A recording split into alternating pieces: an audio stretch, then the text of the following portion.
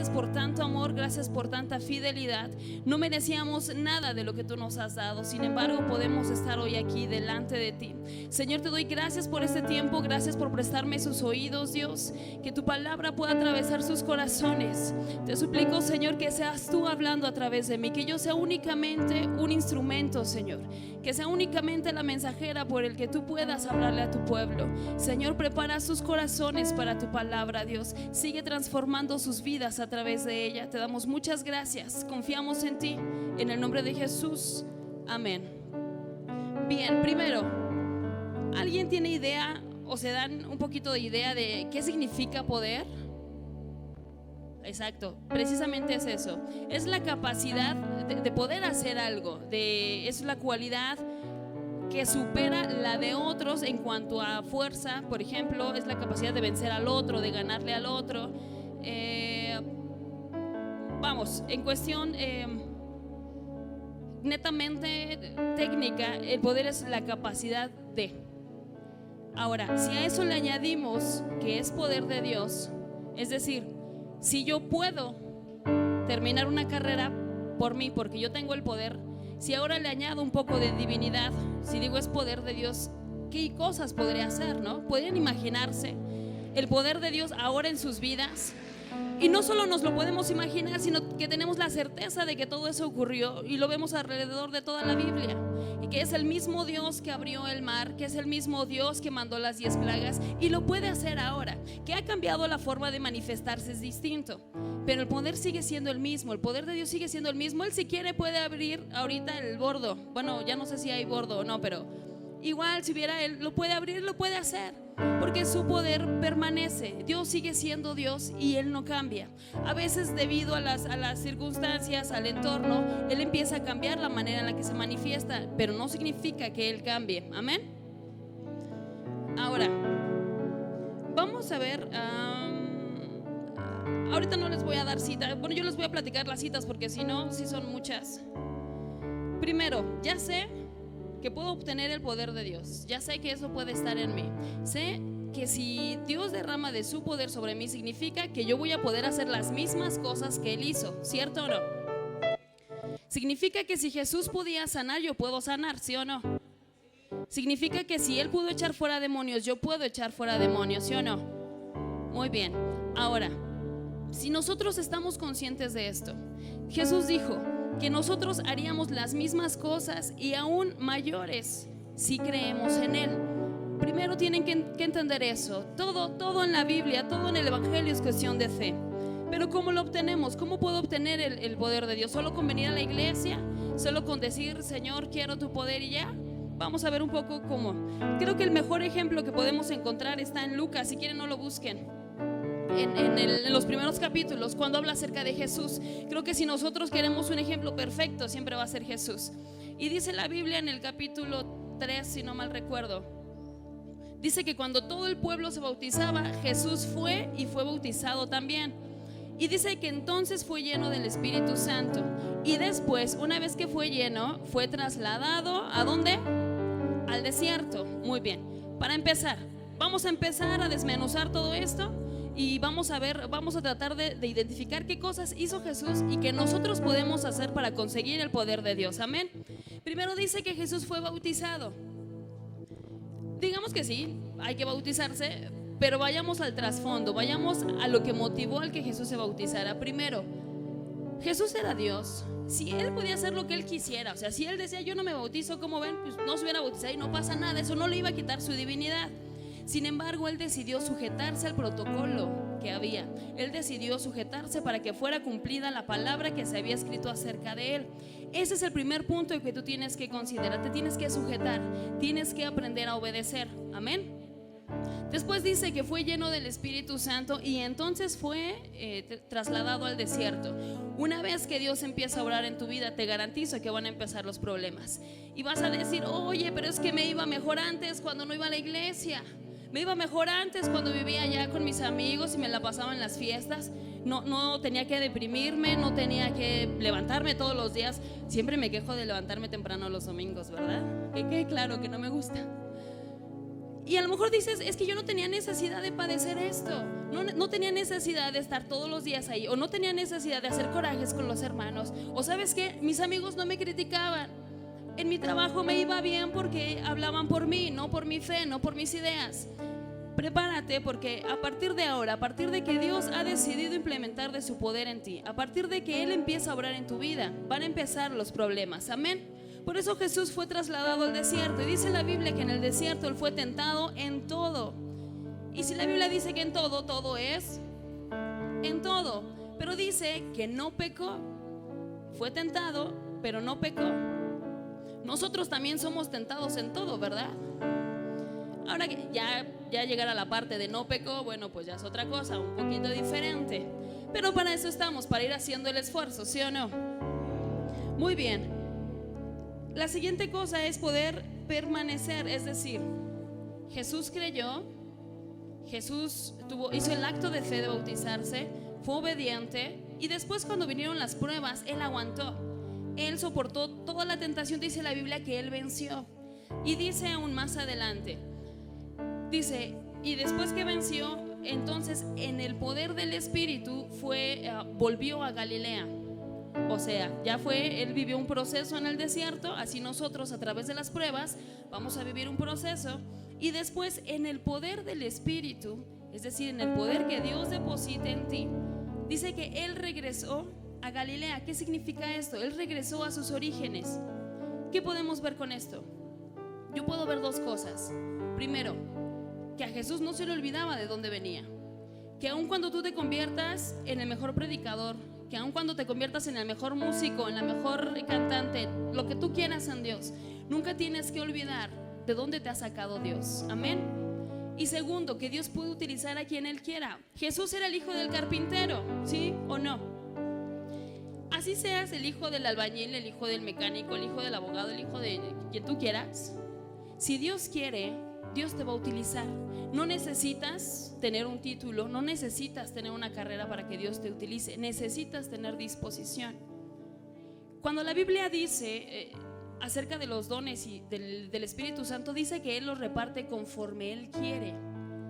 O sea, nadie le va a venir a decir, Señor, yo quiero y Él decir, muy bien, hijo, pero te voy a dar porque es conforme a su gracia, conforme a Él le plazca. Así no va a empezar a derramar Dios de su poder sobre cada uno de ustedes, conforme Él quiera.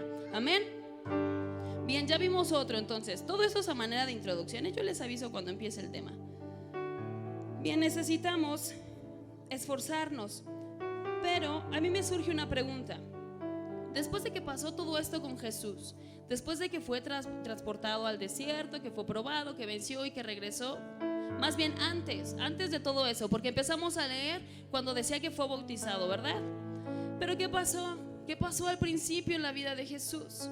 Porque claro, a partir de ahí empieza a desarrollarse el ministerio de Jesús.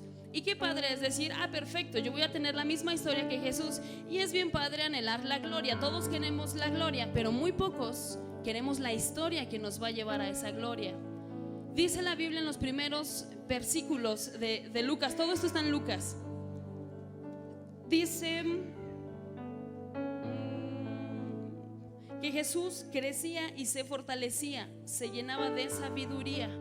Antes de que tú puedas disfrutar la bendición de Dios, necesitas trabajar al respecto. Necesitas crecer, necesitas fortalecerte, necesitas adquirir sabiduría de Dios para que tú puedas obtener algo. Si no, ¿qué vas a hacer con algo que no entiendes? El poder de Dios puede ser un arma muy poderosa, pero si tú no sabes qué hacer con ella, es como tener una pistola sin seguro, y si no la sabes utilizar, se te va a salir un disparo. Y atínale a ver a quién le vas a dar, o a lo mejor te das tú solito. Eso pasa con el poder de Dios. Es un arma tan poderosa porque no vamos contra el vecino, o sea, no vamos contra el que me cae gordo, vamos contra potestades y huestes de maldad, ¿cierto?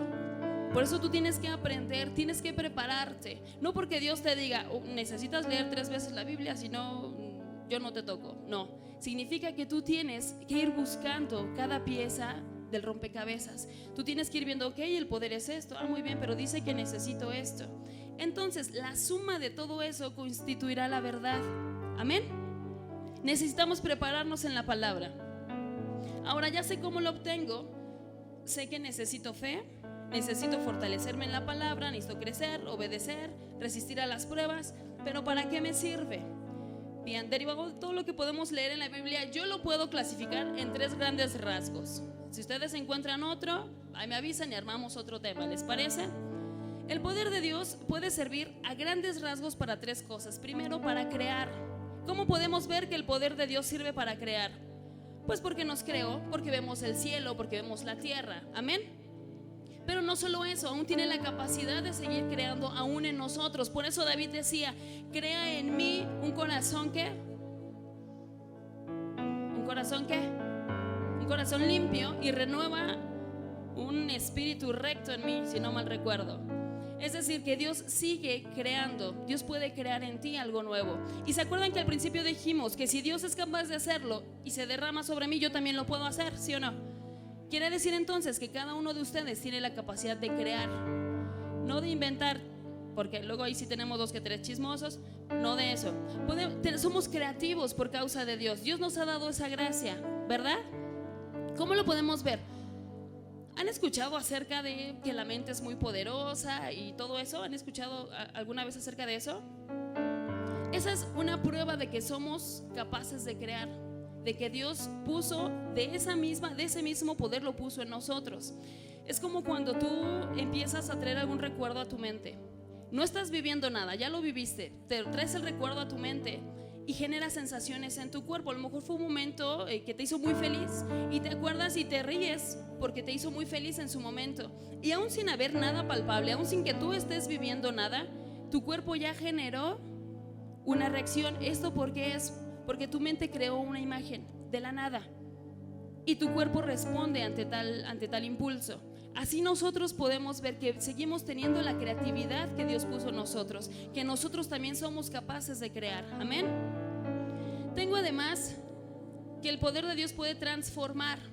Dijimos crear y también puede transformar. Yo creo que la mayoría de milagros caen en todo esto, porque transformar quiere decir que no le vas a cambiar la composición a algo que ya está creado, que más bien le vas a dar otra forma. Aquí puede entrar que el poder para restaurar, para sanarnos, para perdonarnos, para liberar. Todos los milagros que hizo Jesús estaban enfocados a transformar la vida de aquellos que le creían. Amén. Ese poder sigue permaneciendo. Igual tú, ¿a quién le has transformado la vida? ¿O a quién quieres transformar? Tú tienes ese poder. Tú tienes el poder de transformar, ya sea a tu familia, a lo mejor tu futuro. Ese poder también lo tienes tú. Y la tercera clasificación, o la tercera, ¿para qué sirve? Sirve también para destruir. Así como sirve para crear, también sirve para destruir. Dice la Biblia que él antes, cuando peleaban, se estilaba todo esto de las guerras, que él entregaba en sus manos a sus enemigos y que los destruía. Así como él nos pudo crear a todos nosotros y creó el ambiente en el que nosotros vivimos, él también podía entregar en las manos de su pueblo a sus enemigos, y lo sigue haciendo al día de hoy. Dios puede destruir de tu corazón todas aquellas cosas que tú piensas que nunca vas a cambiar, aquellos pensamientos que sientes que nunca se van a ir. Dios también los puede destruir. Amén. Muy bien, tenemos hasta aquí 3 aspectos. Pero, ok, ahora sí ya vamos a empezar lo interesante. Meditemos un poco en todo lo que hemos hablado. Retomando el primer pasaje acerca cuando hablábamos de Jesús y que Jesús fue bautizado y fue lleno del Espíritu Santo, podemos notar algo: la necesidad de Dios. La necesidad que tú tengas de Dios es lo que va a disparar la búsqueda que tú vas a emprender para encontrarlo. Amén. Si tú te consideras autosuficiente, Dios no puede hacer nada por ti. Dios no puede hacer nada por las personas que dicen: yo estoy bien, yo lo tengo todo. No puede hacer nada, porque Él nunca nos va a obligar a hacer nada. Si tú no eres capaz de decir: Señor, me equivoco en esto, me falta corregir esto, Dios no te puede ayudar, porque según tú o según nosotros somos perfectos y no lo necesitamos. Primero tienes que ser consciente de tu necesidad. Tienes que ser capaz de reconocer tus debilidades, de reconocer todas aquellas faltas que aún tienes. Eso es lo primero y lo básico en todo esto. Tú tienes que empezar a reconocer, a veces no solo delante de Dios, sino a veces quitarte ese orgullo y decir: me equivoqué, incluso con tu familia, a lo mejor en el trabajo, y no buscar justificaciones o a quién echarle la culpa, que es un poquito peor. Tienes que empezar a tener esa cualidad. Esa necesidad de Dios va a ser la que te va a mover a reconocer que le necesitas. Amén. Muy bien. Entendamos algo, las debilidades no es que sean malas, son necesarias. ¿Por qué? Nos van a mantener humildes y nos van a mantener cerca de Dios. ¿Por qué nos van a mantener humildes? Porque si yo, por ejemplo, digo, bueno, a mí todavía me hace falta orar, es una debilidad para mí. A lo mejor a mí de plano no me gusta orar y no se me da, o sea, no sé ni qué decir. Y reconozco que es mi debilidad, pero si yo no lo puedo reconocer, pues nunca lo voy a corregir, porque yo voy a decir, pues yo estoy bien, los 5 minutos que oro a cada tercer día están perfectos. Pero yo tengo que reconocer, tengo que decir, es cierto, me equivoco en esto, y eso me va a ayudar a buscar a Dios. Por eso dice que me va a ayudar a mantenerme cerca de Dios. Amén. Muy bien. Al reconocer tus debilidades, muchas veces te estás arriesgando a mostrar tu vulnerabilidad, y más de alguno te va a rechazar, pero creo que vale la pena arriesgarse. Ahora sí, vámonos todos a primera carta a los Corintios, capítulo 2. A ver, hermanos, ¿cómo es? ¿Primera de Corintios o primera a los Corintios? A los Corintios, muy bien, porque es una carta que escribe el apóstol Pablo para ellos, no la escribieron los corintios. Amén. Amén. Eso. ¿Ya lo tienen? ¿Sí? ¿No? 1, 2, 3. Muy bien, se los leo yo. Primera carta a los Corintios, capítulo 2. Vamos a leer desde el 1. Dice: así que, hermanos, cuando fui a ustedes para anunciarles el testimonio de Dios, no fui con excelencia de palabras o de sabiduría, pues me propuse no saber entre ustedes cosa alguna sino a Jesucristo y a este crucificado. Y estuve entre ustedes con debilidad y mucho temor y temblor, y ni mi palabra ni mi predicación fue con palabras persuasivas de humana sabiduría, sino con demostración del Espíritu y de poder, para que su fe no esté fundada en la sabiduría de los hombres, sino en el poder de Dios. Muy bien, este es el apóstol Pablo. Traigan a su memoria cómo fue o quién fue el apóstol Pablo. No fue cualquier siervo. Él impactó también en su época. Tan solo la forma de escribir, él escribía muy diferente. Él decía cosas muy diferentes a las que ya se habían escrito y a las que se escribirían después incluso. Y aún con todo eso, siendo Pablo quien era, él reconocía sus debilidades. Y él decía: estuve entre ustedes con debilidad, con mucho temor y con temblor. Es decir, él se reconocía vulnerable. Él decía, pues así soy. Eso le ayudaba a mantenerse humilde. Y esto, por consecuencia, le iba a mantener cerca de Dios. Amén. Si Él lo hizo, nosotros también podemos, ¿cierto? Ahora, en el 4 dice: y ni mi palabra ni mi predicación fue con palabras persuasivas de humana sabiduría, sino con demostración del Espíritu y de poder. Es decir, que Él tenía el poder. ¿Y qué característica dijimos que tenía Pablo? La humildad. Amén. Para poder obtener el poder de Dios, ¿qué necesitas? Muy bien. Vamos a ver cómo el apóstol Pablo nos lleva de la mano en este mensaje. Y ahí mismo, en primera carta a los Corintios, vamos al capítulo 4, en el versículo 18. Dice: pero algunos de ustedes están envanecidos, como si yo nunca tuviera que ir a ustedes. Pero iré pronto a verlos, si el Señor quiere, y conoceré no las palabras, sino el poder de los que andan envanecidos. Porque el reino de Dios no consiste en palabras, sino en poder. ¿Qué quieren? ¿Iré a ustedes con vara o con amor y espíritu de mansedumbre? Miren, se ponía medio loco el apóstol. Fíjense, dice que había algunos envanecidos, es decir, habían 2 que 3 que ya se creían mucho, que decían: soy de la iglesia del apóstol Pablo, ¿no? Tengo la última unción. Así hay 2 que 3 actualmente.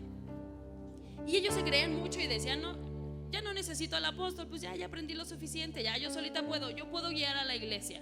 Son aquellos que se creen que ya saben mucho de la palabra, que ya vivieron tantas cosas, que ya no hay nuevo para ellos, que ya no hay nada que les pueda sorprender. Y entonces encima pueden atreverse a instruir a otros. Pero si esa palabra no va acompañada del Espíritu, si no lleva impreso el Espíritu de Dios, no va a ser más que otra doctrina, más que otra filosofía, como las muchas que hemos experimentado alrededor de los años. Amén. Entonces Pablo dice: los voy a visitar y los voy a conocer. A esos presumidos los voy a conocer no por lo que digan, porque ya sé que dicen muchas cosas, sino por el poder. Y dice que el evangelio no es por palabras, sino por poder. Amén. Entonces, ¿qué es esto? De nada nos servirá de pronto sabernos muchos versículos, de nada nos servirá hablar bonito, de nada nos servirá ser elocuentes al dirigirnos a la gente. Lo que sirve es lo que nosotros vamos a testificar, el impacto que las palabras creen en las personas, no por cómo lo puedo decir yo, no por los chistes que me puedo aventar acá, sino por lo que Dios haga en los corazones de cada uno de ellos. Amén. De eso se trata el evangelio. Y más adelante seguimos, no es cierto, ya pasamos al segundo, la segunda carta a los Corintios.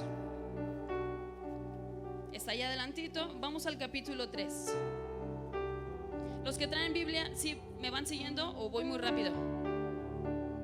¿Sí vamos bien? Muy bien. Segundo a los Corintios 3. Y empiezo a leer desde el 4. O bueno, en lo que ustedes buscan, yo hago una pausa. Dice el versículo 4: y tal confianza tenemos mediante Cristo para con Dios. No que seamos competentes por nosotros mismos para pensar algo como de nosotros mismos, sino que nuestra competencia proviene de Dios, el cual asimismo nos hizo ministros competentes de un nuevo pacto, no de la letra, sino del Espíritu, porque la letra mata, mas el Espíritu vivifica. ¿Qué quiere decir esto? Que cualquier cualidad que tú tienes, que tú has podido desarrollar, no es porque seas muy bueno, no es porque seas muy talentoso, sí, pero no. Es porque Dios lo depositó en ti. Y nosotros tenemos que permanecer, tenemos que conservar esa mentalidad. Nosotros tenemos que estar conscientes que cualquier cosa que logremos será por causa de Dios. Que si eres muy inteligente, que si siempre ganas los volados, es por causa de Dios, es porque tú tuviste gracia delante de los ojos de Dios. Amén. Que si te va bien en el trabajo, te va bien en la escuela, es por causa de Dios. Y tienes que permanecer así siempre, hagas lo que hagas. Que nuestros corazones no se envanezcan, para que no venga Pablo y diga: a ver, ¿qué quieren? ¿Que venga con vara o que venga con palabras de amor? Tenemos que permanecer con un corazón humilde. Amén. Seguimos. Antes dice: no que seamos competentes por nosotros mismos, sino que nuestra competencia proviene de Dios. ¿Alguno de ustedes ha escuchado de Sócrates? ¿Sí? El famosísimo "yo solo sé que nada sé". ¿Sí? ¿Han leído algún día un poquito acerca de él? ¿Saben su historia? Yo tampoco, pero como me lo dejaron de tarea, pues ya sé, entonces ya les puedo enseñar un poquito. Hoy precisamente leí acerca de él. Y Sócrates era un tipo muy sabio para sus tiempos. ¿Por qué? Porque le buscaba respuesta a todo. Entonces él andaba siempre de curioso. Y la gente empezó a hablar de él. La gente decía: es que este Sócrates es muy sabio, pero aparte anda enseñándole a la gente y no se acopla a los mandatos de los dioses. Entonces, como se hizo grande el chisme, lo trajeron delante de los jueces. Y en el juicio, cuando él esperaba su condenación, le dan oportunidad de que se defienda. Entonces él relata o arma un discurso para defenderse. Y en ese discurso Sócrates dice: no es que yo sea sabio, es que ustedes han dicho que yo soy muy sabio. Dice: pero yo quise ir a comprobarlo, quise ir a ver si es cierto que mis chicharrones truenan, ¿no? Entonces Sócrates fue así a visitar a varias personas que se decían en aquellos tiempos que eran muy listos, que eran muy inteligentes. Y Sócrates los estudió y dijo: no, este sí como que le falta. Y fue con los mejores poetas, y resulta que ni los poetas le entendían a sus poemas. Por eso vemos algunos que no nos gusta la poesía, porque no le entendemos. Y dice que fue con los artistas, y los artistas no lo sabían todo. Sin embargo, con cada persona que él visitó, cada uno de ellos se creían sabios y decían: sí, yo soy el poeta, y sí, soy el artista y sé todo esto. Y Sócrates decía: ok, ellos no saben esto, yo tampoco lo sé, pero ¿cuál es la diferencia? ¿Por qué a ellos no les dicen que son sabios y por qué se dice que yo soy el más sabio? Y la única diferencia que Sócrates encontró fue la actitud. Que estos decían que lo sabían todo, de tal forma que se limitaban y ya no podían aprender más. En cambio Sócrates decía: híjole, yo apenas hice esto, la gente dice que es mucho, pero yo puedo ver que es poco, significa que me falta aprender todavía más. Esa es la actitud que debemos de tener. Muchas veces nosotros limitamos lo que Dios quiere hacer en nosotros por nuestra actitud, Porque llega el punto en el que tú dices, no, pues yo ya tengo poder de Dios. No, pues yo ya no necesito cambiar, yo ya soy buena. No, pues yo ya no necesito orar más. No necesito ir a otro culto. No necesito ir a la oración. Estás limitando el poder de Dios. No limites lo que Dios quiere hacer contigo. Mantén siempre esa actitud. Como podrán ver, la línea que el tema ha ido tomando es como en cuestión de humildad. No les quiero contar, pero ven qué pasa primero por acá. Yo creo que el apóstol Pablo, al contar su historia, al decir no quiero envanecerme, padecía de lo mismo. Después de todo lo que él había logrado, después de toda la gente a la que él había predicado, era muy fácil que él se creyera ya el top model. Que mi corazón permanezca humilde para que Dios siga manifestándose. Que así sea con nosotros, amén. Seguimos en segunda carta a los Corintios. Ahora vamos al capítulo 11 y vamos a leer desde el 25. Pablo los está como que amonestando un poquito y les empieza a decir acerca de cosas que ha vivido. Y bueno, en el 25 dice: 3 veces he sido azotado con varas, 1 vez apedreado, 3 veces he padecido naufragio, 1 noche y un día he estado como náufrago en alta mar, en caminos muchas veces, en peligros de ríos, peligros de ladrones, peligros de los de mi nación, peligros de los gentiles, en la ciudad, en el desierto, en el mar, entre falsos hermanos, en trabajo y fatiga, en muchos desvelos, en hambre y sed, en muchos ayunos, en frío y desnudez. Y además de otras cosas, lo que sobre mí se agolpa cada día, la preocupación por las iglesias. En el 30 dice: si es necesario gloriarse de algo, me gloriaré en lo que es mi debilidad. El Dios y Padre de nuestro Señor Jesucristo, quien es bendito por los siglos, sabe que no miento. Este pasaje quise que lo leyéramos por esto. Pablo, en vez de contar todas las cosas padres que había vivido como predicador, en vez de decir, no, es que acá les prediqué a 5,000 y se convirtieron 4,900, los otros 100 eran mis aliados. O en vez de decir, es que acá se sanaron tantos, o acá pasaron tales milagros, él empezó a platicar todo lo que él padecía. Él empezó a mostrarles la cara que nosotros no nos gusta ver del evangelio, la parte en la que sufrimos, la parte en la que tienes que esforzarte, en la que tienes que trabajar mucho. Y Pablo decidió contarles eso.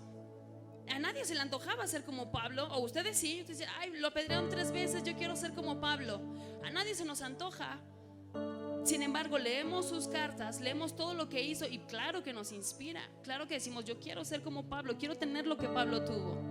Pero el hecho de que él permanezca consciente desde eso, desde que todo lo que ha padecido ha sido por algo, y que dice que aún así él seguirá esforzándose, y aún así su preocupación es por las iglesias, es la actitud que nosotros debemos mantener. Que no importa si sufres, y que si hay algo de lo que tienes que presumir, presume de cómo has padecido, y no por hacerte la víctima tampoco, sino que la gente o que los demás o incluso tú mismo puedas estar convencido que no importa lo que padezcas, vale la pena por hacerlo por Jesús. Amén. Bien. Tenemos ahí adelantito en el capítulo 12, les voy a leer desde el 7. Este es el centro del mensaje. Lo demás fue nomás para hacer tiempos, mis hermanos.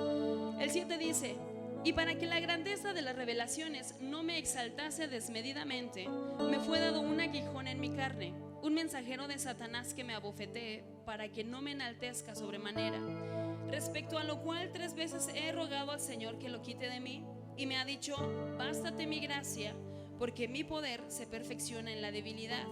Por tanto, de buena gana me gloriaré más bien en mis debilidades, para que repose sobre mí el poder de Cristo. Por lo cual, por amor a Cristo, me gozo en las debilidades, en afrentas, en necesidades, en persecuciones y en angustias, porque cuando soy débil, entonces soy fuerte. Yo meditaba acerca de esto. Para mí, sinceramente, no tenía lógica. O sea, yo decía, ¿qué sentido tiene? O sea, si estoy débil y me siento en un nivel bajo, ¿qué sentido tiene? Si Dios viene, pues a lo mejor me va a elevar aquí. Pero si yo ya estoy fuerte y viene el poder de Dios, me va a elevar todavía más arriba. Eso es lo que yo pensaba. Pero entonces me dije, no, la onda no es por ahí. Espero que mi ejemplo funcione. Yo me lo expliqué a mí misma y me quedó clarísimo. Entonces, imagínense que esto somos nosotros. Bueno, nosotros somos el de la colita, ¿ok? Y que esto es el poder de Dios, ¿sale? Bueno. Dice que su poder se va a perfeccionar en nuestra debilidad. ¿Qué nos provoca debilidad? Las preocupaciones, el estrés, la falta de dinero, ¿no? El sobrepeso también, algunos, perdónenme, pero algunos sí nos provoca debilidad. Y resulta que terminas así. ¿Se acuerdan cómo estaba inflado? Y resultas así y hoy eres esto. Eres la debilidad, pero ¿qué era esto? El poder de Dios. Es decir, la energía que tú estás utilizando aquí necesita ser invertida en Dios.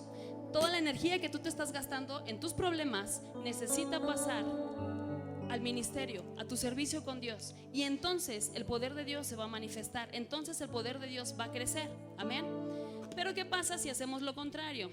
Tengo que hacer malabares aquí. Este es el poder de Dios, ¿verdad? Bien. ¿Qué apaga el poder de Dios? Hoy no voy a orar, Señor.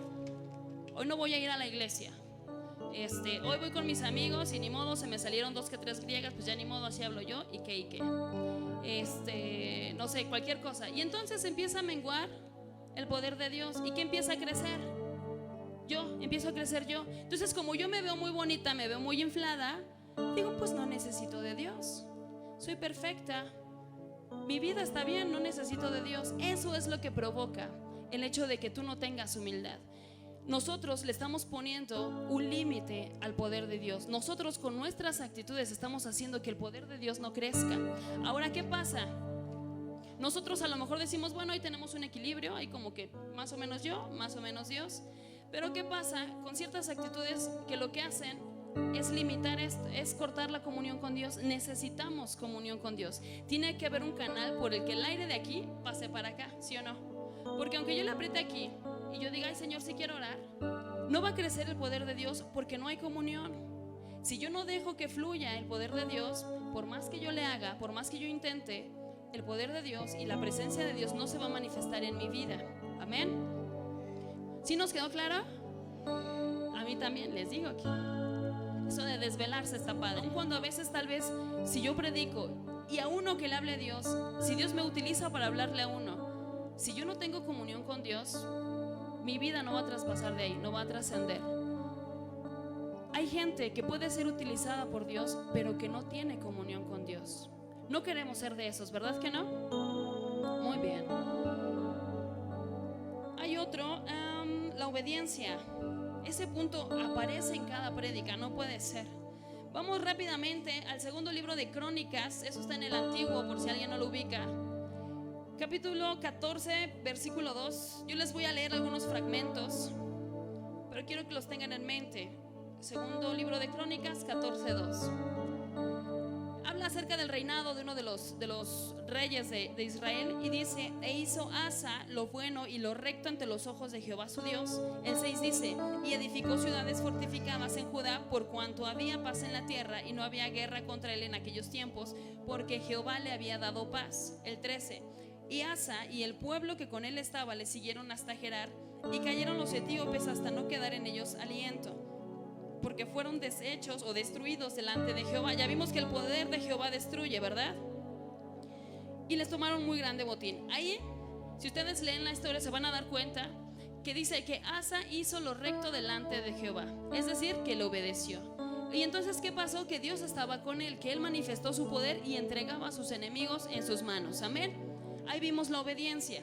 En el 15 podemos ver un poco más. En el versículo 2 viene un profeta al encuentro de Asa y le dice: Jehová estará con ustedes si ustedes están con él, y si le buscan será hallado por ustedes, pero si le dejan, él también los dejará.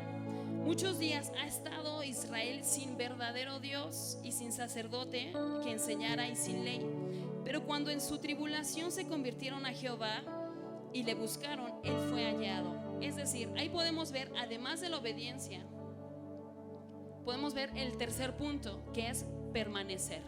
Es decir, nosotros tenemos abierto el canal que es la comunión con Dios, ¿vale? Si pasa aquí el aire. Y tenemos la obediencia, es decir, Dios te dice: oye, mi hija, ponte a orar. Entonces dices: órale, voy a orar. Entonces dices, eso te va a menguar tu persona, ¿no? ya obedeciste, tuvo un efecto. Pero si tú no eres constante, si tú no permaneces, se va a regresar y vas a volver a hacer lo mismo. Sin embargo, si tú permaneces constante, si dejas que el poder de Dios sea constante en tu vida, ¿qué va a pasar? El poder de Dios va a llegar a partes de tu vida donde todavía no llega. Él se va a manifestar en partes de tu familia donde todavía no llega. Va a conquistar áreas de tu vida en las que todavía no conquista. Amén. Dios siempre va a pedir esas tres cosas. Te va a pedir comunión con Él, te va a pedir obediencia y te va a pedir fidelidad. Quiero rescatar algo importante acerca de la fidelidad en el segundo libro de Crónicas, capítulo 16, verso 7. Se los leo. Dice: en aquel tiempo vino el vidente Hanani a Asa, rey de Judá, y le dijo: por cuanto te has apoyado en el rey de Siria y no te apoyaste en Jehová tu Dios, por eso el ejército del rey de Siria se ha escapado de tus manos. En el 18 dice, no, el 19, perdón: porque los ojos de Jehová contemplan toda la tierra para mostrar su poder a favor de los que tienen corazón perfecto para con Él. Es decir, ¿se acuerdan que al principio hablábamos acerca de la actitud, acerca de la humildad del corazón? ¿Qué dice la Biblia acerca de la humildad del corazón? Dicen que Dios, ¿qué? Exacto, órale, en arameo y todo. También se me olvidó, pero dice que Dios resiste a los soberbios y da gracia a los humildes.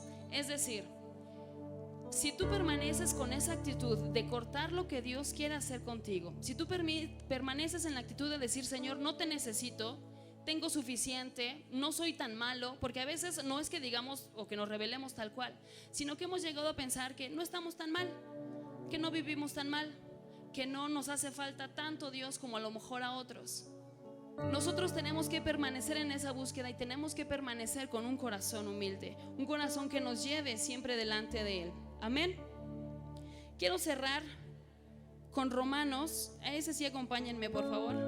Romanos 8, 26.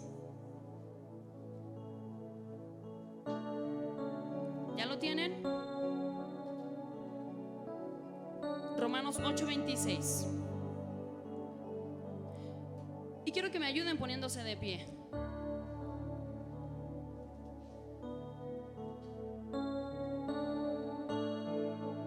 Dice: y de igual manera el Espíritu nos ayuda en nuestra debilidad, pues qué hemos de pedir como conviene, no lo sabemos, pero el Espíritu mismo intercede por nosotros con gemidos indecibles. El 27: pero el que escudriña los corazones sabe cuál es la intención del Espíritu, porque conforme a la voluntad de Dios intercede por los santos.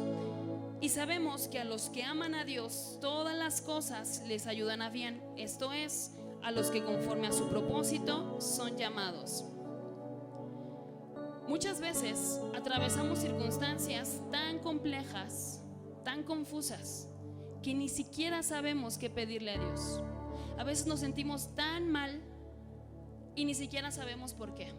Hay días en los que tal vez amaneces y dices: no, porque hay tanto sol, o no, porque está tan nublado, y te sientes mal y no sabes por qué. O a veces las circunstancias simplemente te acongojan, simplemente te hacen chiquitito y tú no sabes qué hacer y no sabes ni qué te pasa. A veces quieres orar pero no sabes ni qué decirle a Dios. Y hoy te tengo buenas noticias. Dice la Biblia que aún para esos casos Dios te ayuda, que aún cuando tú no sabes qué pedirle, dice que el Espíritu Santo intercede por ti y que Él es el que pide por ti. Y como Él sabe lo que tú necesitas, como Él sabe qué es lo que tú estás pasando, Él pide lo correcto. ¿Sale? ¿Qué les parece que cerramos nuestros ojos? Nosotros queremos el poder de Dios manifiesto en todos los aspectos posibles. No hablamos solo de hacer milagros, no hablamos solo de ser diferentes. Buscamos una cercanía con Dios. Señor, reconocemos que somos imperfectos delante de ti. Hoy, Padre, extendemos nuestras manos así como son, Señor. Que a lo mejor hoy están más sucias que ayer, que a lo mejor hoy soy más indigna que ayer, Señor, pero aquí estoy delante de ti. Reconozco todas mis debilidades, reconozco todas mis fallas. Reconozco, Señor, que te he fallado, Padre. Reconozco, Señor, que me ha hecho falta un poco de ti. Me ha hecho falta, Señor, cada día buscarte un poco más. Me ha hecho falta, Dios, que tu presencia pueda habitar en mi corazón. Pero hoy quiero menguar. Hoy quiero dejar a un lado lo que soy. Hoy quiero, Señor, incluso entregarte mis debilidades. Quiero entregarte todo lo que soy. Y eso incluye imperfecciones, Señor. Eso incluye todos mis defectos, incluye todas mis faltas. Y sé, Dios, que cuento con tu amor, que cuento con tu paciencia. Te suplicamos, Padre, que hoy tu poder pueda descender en este lugar. Que tu poder sea manifiesto en cada uno de nuestros corazones. No queremos otro día más. No queremos una reunión más, Señor. Queremos encuentros contigo. Queremos habitar en tu presencia. Queremos aprovechar cada momento que tengamos contigo. Dios, no permitas que nuestros corazones permanezcan inmunes ante tu presencia. No permitas, Señor, que nuestros corazones se envanezcan. Que nuestros corazones, Dios, siempre tengan una actitud de humildad. Queremos más de ti, Señor. Queremos más de tu presencia, más de tu poder. Buscamos cada día más y más de ti. Dependemos de ti, Señor. No podemos lograr nada si no es contigo. Nada somos separados de ti, Señor. Y hoy venimos a reconocerlo. Reconocemos, Señor, que te necesitamos. Que no importa cuán bueno nos creamos, que no importa, Señor, cuán talentosos pensemos que somos, que no importa, Señor, si tenemos muchos o pocos talentos, delante de ti no somos nada, Señor, somos indignos. Y aún fuera de ti no podríamos obtener ningún bien. Nosotros no podemos vivir por nuestras propias fuerzas. Te necesitamos a cada paso, Señor. Necesitamos que tú estés presente en nuestras vidas a cada paso. Que tu poder pueda manifestarse en todas las áreas de nuestras vidas. Manifiéstate, Señor, en nuestros corazones. Manifiéstate en nuestra mente, en nuestras familias. Alcánzanos. Que tu presencia no sea parte de nosotros. Que tu Espíritu Santo, Señor, no sea parte de nosotros.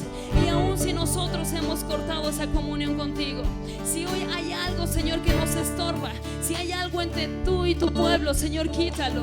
Queremos quitarlo. Queremos quitar cualquier estorbo, Señor. Queremos quitar todo aquello que nos ha impedido gozar de tu bendición. Todo aquello que ha impedido que tu presencia fluya en nuestros corazones. Todo aquello que ha venido estorbándome, Señor, quítalo, Padre. Tú tienes el poder de transformar mi vida. Tienes el poder de crear algo nuevo en mí.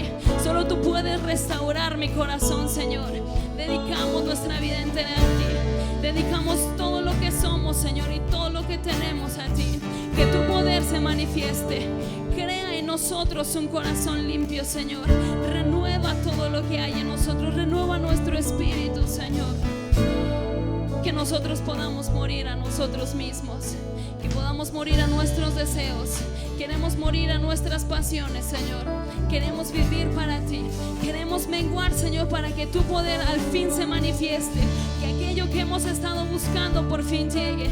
Que si hemos estado buscando tu presencia, Señor, por fin sea manifiesta en nuestras vidas.